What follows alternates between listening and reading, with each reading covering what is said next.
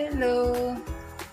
Tanghali na naman. So, magluto tayo ngayon ng mekos-mekos na nilagang baboy. Bakit may mekos-mekos? Kasi hindi naman ako marunong magluto ng nilagang baboy. Kaya tinawag ko siyang mekos-mekos. Simulan na natin. Igigisa ko muna siya para mawala yung langsa niya o ano man yan dyan.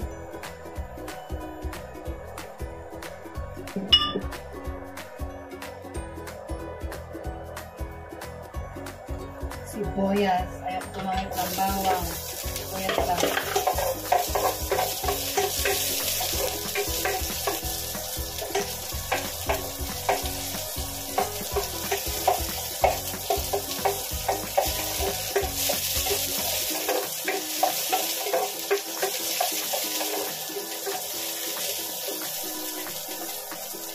Lagyan natin yung ating baboy.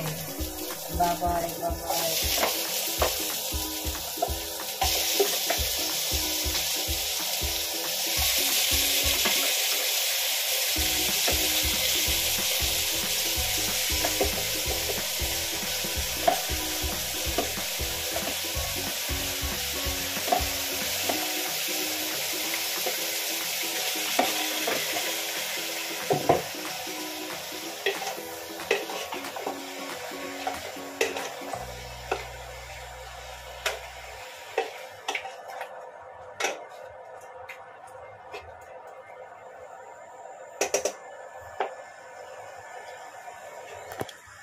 Babad na muna natin siya dito. Hanggang siya mag-brown na siya ng konti.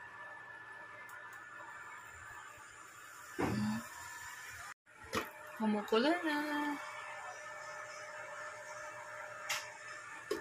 Ayan na muna natin ito hanggang sa lumambot siya. Ayun.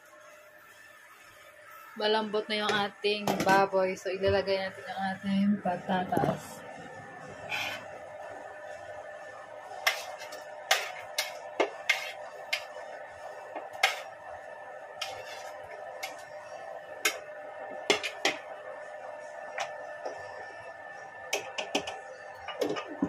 Maghintay tayo ulit ng ilang minuto para lumambot ulit yung ating patatas tsaka ulit yung ating saging. Ayun, naluto na rin yung ating nilagang baboy na mekos-mekos.